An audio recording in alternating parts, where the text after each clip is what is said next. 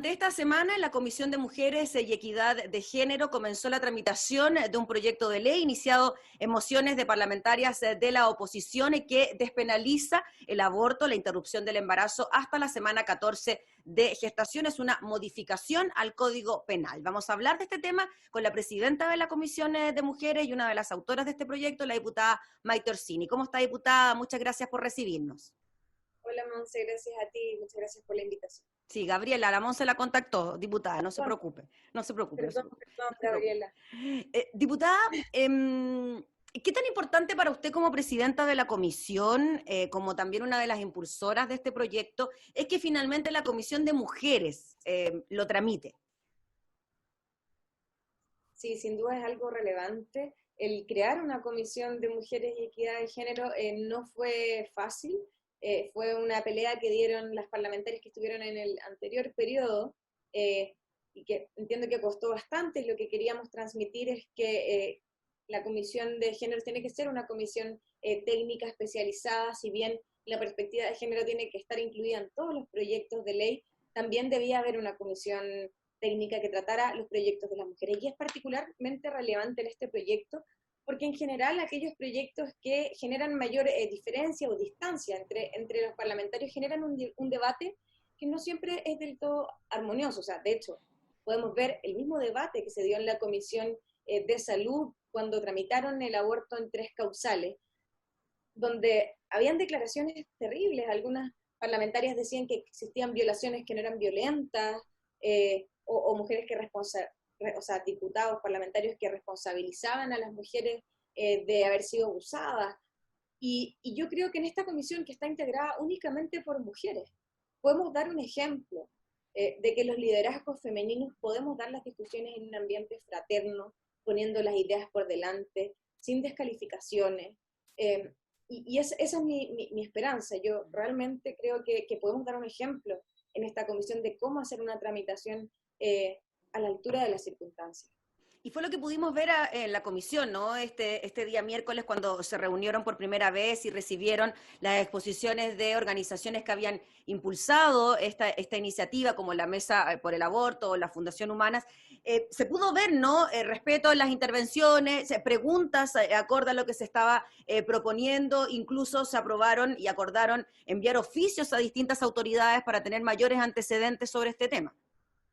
Sí, yo valoro mucho el ánimo de las colegas parlamentarias de la comisión, sobre todo quiero valorar el ánimo de las parlamentarias oficialistas que estuvieron disponibles a dar el debate. Eh, Acá uno a veces se encuentra con parlamentarios o incluso con el Ejecutivo, que cuando uno quiere instalar ciertos temas o dar ciertas discusiones, antes de dar la discusión ya te dicen no, no, no, no, y ellas podrían haber generado algún tipo de, de reclamo o de molestia, pero no lo hicieron, dijeron, están disponibles a dar el debate, manifestaron desde ya sus posturas y sus opiniones, pero no se cierran a conversar, como dices, acordamos unánimemente solicitar varios oficios a distintas instituciones para poder enriquecer la discusión en función de los datos y la información que se tiene. Así que yo valoro mucho el ánimo de esta comisión. Acordamos también, para contar un poquito, yo sé que este proyecto es más bien de parlamentarias de oposición y yo hablé con las parlamentarias del oficialismo, les conté que iba a poner en tabla este proyecto y les dije que quería compensar el equilibrio de la comisión poniendo en tabla otros proyectos que fueran de su interés. Las parlamentarias del oficialismo me manifestaron que era de su interés poner en tabla el proyecto de ley que hace imprescriptible los delitos sexuales para todas las personas. Es un proyecto que también genera harta controversia y yo estuve disponible a ponerlo, lo voy a poner el lunes en tabla. Entonces vamos a estar tramitando los lunes un proyecto de ley que es firmado, patrocinado por diputadas oficialistas y los miércoles este proyecto de ley que es firmado por parlamentarias de oposición y están todas de acuerdo en dar los 2 debates y están todas tranquilas con aquello. Claro, se invitarán también a organizaciones de lado y lado, como se planteó también ayer en la... Más objetiva posible, de escuchar a todas las opiniones. Voy a velar porque se dé una discusión respetuosa, poniendo por delante las ideas. No voy a tolerar ninguna falta de respeto personal, como lamentablemente ocurre mucho en otras comisiones. Mm. Diputada Maitracina, en cuanto a la propuesta, la iniciativa, estamos hablando de una modificación al Código Legal, al Código Penal, digo, que despenaliza la interrupción del embarazo hasta la semana 14. En el seno de la comisión también se preguntó sobre aquello, ¿por qué 14 semanas? ¿Por qué no 13? ¿Por qué no 15?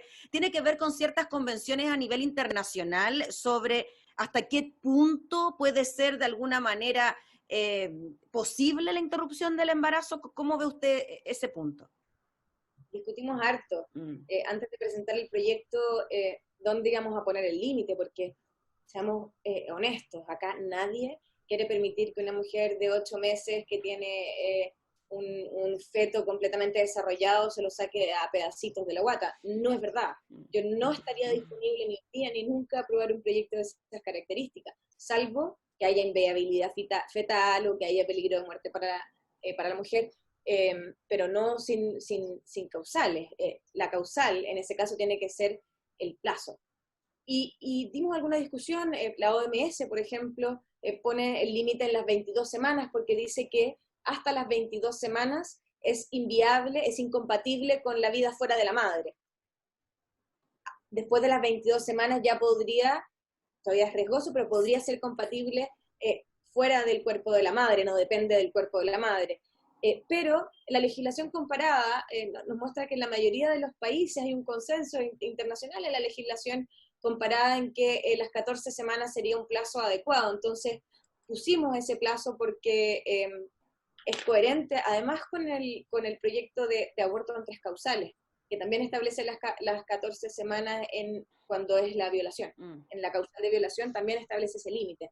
Eso nos pareció coherente con la legislación nacional y con la legislación comparada. Sin embargo, al menos yo estoy súper disponible a abrirme a la conversación a ver si las 14 semanas son el plazo que corresponde o si habría que ampliarlo hasta las 22 o disminuirlo hasta las 12. No, estoy súper abierta a dar esa discusión con los académicos, con los científicos, con las organizaciones sociales que vamos a invitar a que expongan, y estoy disponible a convencerme de que el plazo tiene que ser otro.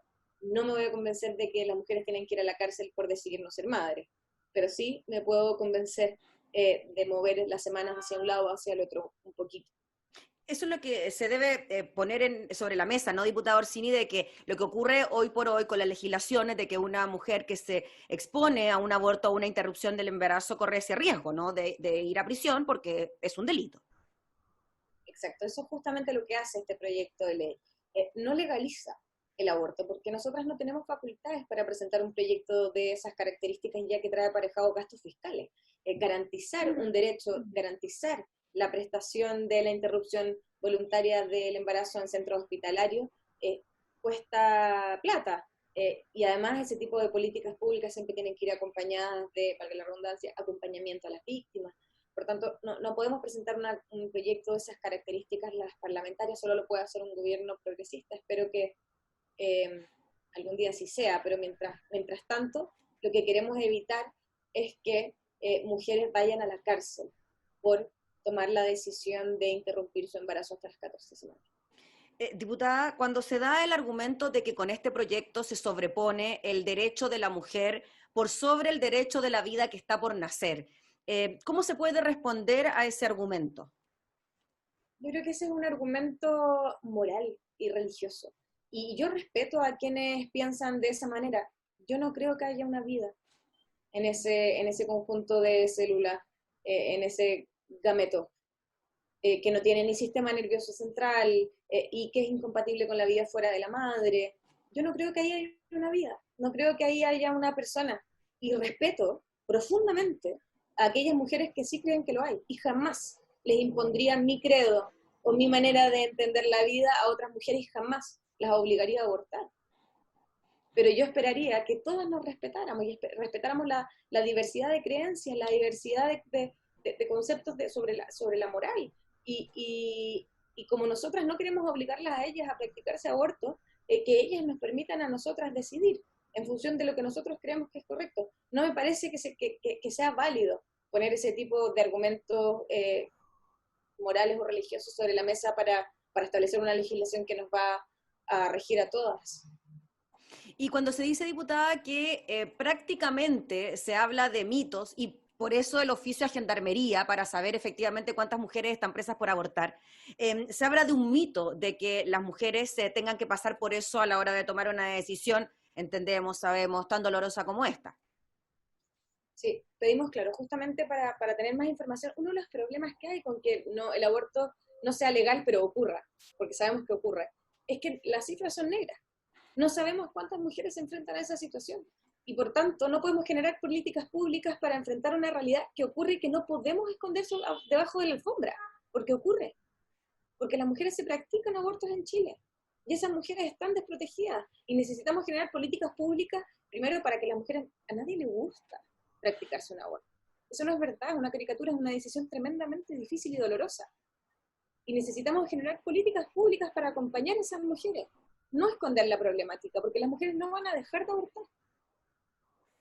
Diputada, se hablaba también del aborto en tres causales y se decía que la causal de violación muchas veces se transformaba en un aborto clandestino, precisamente por la discriminación a la que suelen someterse las mujeres cuando van a un recinto de salud y dicen, ¿saben qué? Quiero practicar un aborto por una violación, etcétera, no sé cómo será el procedimiento. ¿Usted cree que eso finalmente ocurre? ¿Que las mujeres prefieren hacerlo de forma oculta en vez de ir a un recinto de salud y hacer las denuncias correspondientes?